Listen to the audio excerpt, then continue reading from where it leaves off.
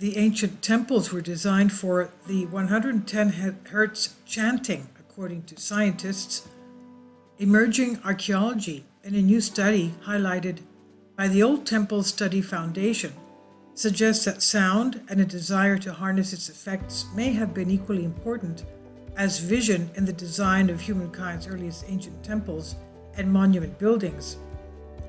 6,000-year-old ancient temples were giving up acoustic clues for modern scientists.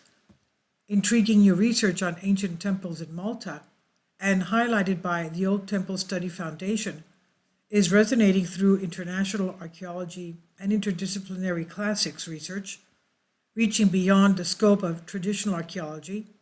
A multidisciplinary approach has opened a new dimension for the study of the ancient world. We may be hitting on one of those lost secrets, said Linda Enix. She's president of the OTS Foundation, dedicated to archaeology, research, and education related to the ancient temples of Mediterranean Malta. Located south of Sicily, the islands of Malta and Gozo are home to megalithic structures. They were created by a highly developed people more than 1,000 years ahead of Stonehenge and the pyramids. The monuments, including ancient temples, represent freestanding architecture in its purest and most original form. Design features include corbelled ceilings, are mirrored in subterranean mortuary shrines, and have been carved out of solid limestone.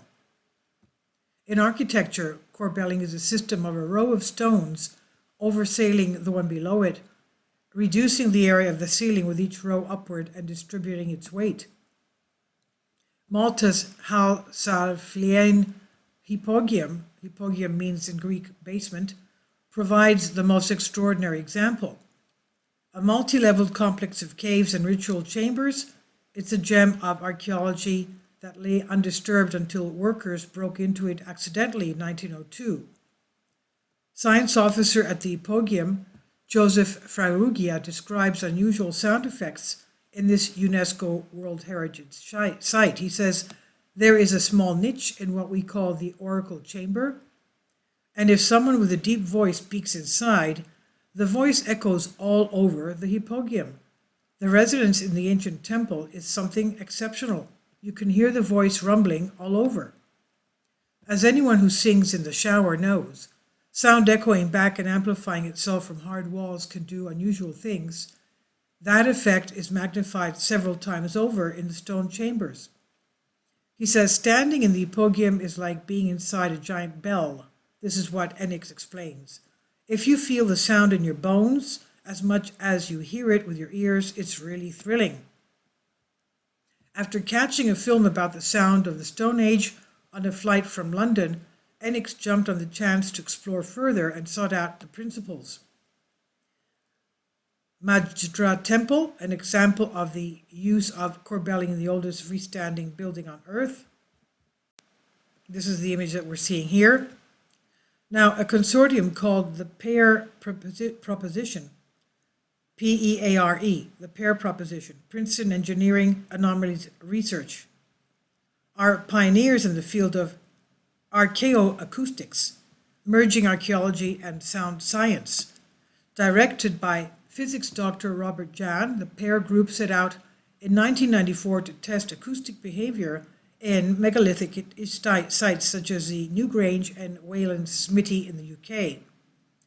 They found that the ancient chambers all sustained a strong resonance at a sound frequency between 95 and 120 hertz, well within the range of a low male voice. The subsequent OTSF testing, stone rooms in the ancient temples in Malta were found to match the same pattern of resonance, registering at the frequency of 110 or 111 hertz. This turns out to be the significant level for the human brain.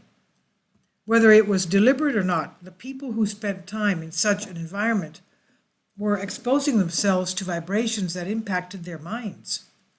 Sound scientist Professor Danielle Talma of the University of Malta explains, at certain frequencies you have standing waves that emphasize each other, waves that de-emphasize each other. The idea that it was used thousands of years ago to create a certain trance, that's what fascinates me. So, in other words, people were put into trances by these sounds. Dr. Ian A. Cook of UCLA and colleagues published findings in 2008 of an experiment in which regional brain activity in a number of healthy volunteers was monitored by EEG through different resonance frequencies. Findings indicated that at 110 hertz, the patterns of activity over the prefrontal cortex abruptly shifted, resulting in a relative deactivation of the language center and a temporary switching from left to right-sided dominance related to emotional processing. People regularly exposed to resonant sounds in the frequency of 110 or 111 hertz would have been turning on, quote-unquote, an area of the brain that biobehavioral scientists believes related to mood, empathy, and social behavior. Listening to 110 hertz, although archaeologists had not found an explanation for such sophisticated engineering suddenly blossoming nearly 6,000 years ago, Professor Richard England, a fellow of the American Institute of Architects, sees an evolution, a gradual growth from the cave to the tomb. The idea of continuity comes from an underground architecture. Gradually from these ovular rock-hewn spaces, man moved above ground, and above ground he fashioned an architecture of the living which followed the form of the architecture for the dead. Quote, once you know what you're looking for, you can see these same ceiling curves in natural caves in Malta, Enix observes. It's logical, he said, that the ancient temple builders observed the echoes and sound characteristics in the caves and came up with the idea of recreating the same environment in a more controlled way. Were they doing it intentionally to facilitate the altered state of consciousness? There's a lot that we are never going to know, he said. Acoustics may well have been part of a widespread religious tradition. Old photos in an early edition of National Geographic magazine show the discovery in securely dated levels of the Malta temples of conical-shaped stones bearing a distinct resemblance to the omphalos, or the belly button oracle stone at Delphi in Greece, used much later in time by ancient Greek priestesses who listened to the voice of the earth for guidance. The omphalos, meaning the navel, became the umbilicus when the Romans took over the concept and spread it over their empire. The timeline places the ancient temple builders at the head of a long chain of coincidences. Research about Malta's temple culture has been documented on available foundation. Now, this captivated documentary deals how inquiry into ancient temples in Malta mirrors the evolution of a discovery branching beyond archaeology to become a multidisciplinary fascination. Other temple sound anomalies. A fascinating, though seldom discussed, mystery at Chichen Itza concerns the strange acoustic anomalies observed at the Great Ball Court and the Temple of Kukulkan. Words softly whispered at one end of the Great Ball Court, measuring 545 feet long by 225 feet wide, are clearly audible all the way to the other end, and a single clap or shout sounded in the center of the ball court will produce 9 distinct echoes.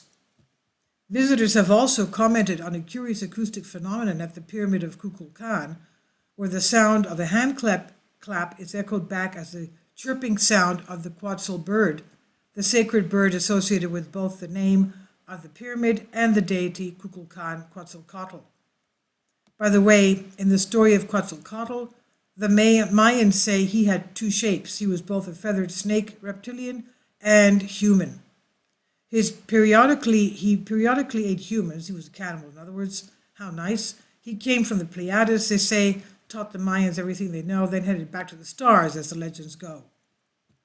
R.G. Jan and the colleagues have taken sound generators and meters into the chambers of 6 ancient structures and measured their acoustical properties. The sites selected were Wayland Smithy, Chun Quat, and Cairn Aini, all in the UK, Newgrange and Cairns L&I, Carbane West, all in Ireland. All of these sites date back to about 3,500 BC. The chambers were all bounded by roughly hewn stones, but they had very different configurations. Newgrange was cruciform. Others were rectangular, beehive, and petal-shaped. Quoting the abstract from the Princeton report, here's what the acoustic surveyors found. Quote, rudimentary acoustical measurements performed inside 6 diverse Neolithic and Iron Age structures revealed that each sustained a strong resonance at a frequency between 95 and 120 hertz, wavelength about 3 meters. Despite major differences in chamber shapes and sizes, the resonant model pattern all features strong antinodes at the outer walls with approximately configured nodes and antinodes interspersed towards the central source. In some cases, internal and external rock drawings resembled these acoustic patterns. Since the resonant frequencies were well within the adult male voice range, one may speculate that some forms of human chanting, enhanced by the cavity resonance, were invoked for ritual purpose, end quote. In a few cases, it appears that some of the standing stones had been intentionally positioned to enhance the chamber's acoustical properties. But why 110 hertz? Many archaeoacoustic investigations of prehistoric megalithic structures have identified acoustic resonance at frequencies of 95 to 120 hertz, particularly near the 110 to 112 hertz, all representing pitches in the human vocal range. These chambers may have served as centers for social or spiritual events, and the resonance of the chamber cavity might have been intended to support human ritual chanting. A recent study evaluated the possibility that tones at these frequencies might specifically affect regional brain activity. In a pilot project, 30 healthy adults listened to tones at 90, 100, 110, 120, and 130 hertz, while brain activity was monitored with electroencephalography EEG. Activity in the left temporal region was found to be significantly lower at 110 hertz than at other frequencies. Additionally, the pattern of asymmetric activity over the prefrontal cortex shifted from one of higher activity on the left at most frequencies to right-sided dominance at 110 hertz. These findings are compatible with relative deactivation of language centers and a shift in prefrontal activity that may be related to emotional processing. This intriguing pilot finding suggests that the acoustic properties of ancient structures may influence human brain function and suggests that chanting might have been used to enhance right brain activities. So this is from Jan Robert and colleagues and Cook Ian from Ancient Architectural Acoustic Resonant Patterns and Regional Brain Activity, 2008. This is from Humans Be Free.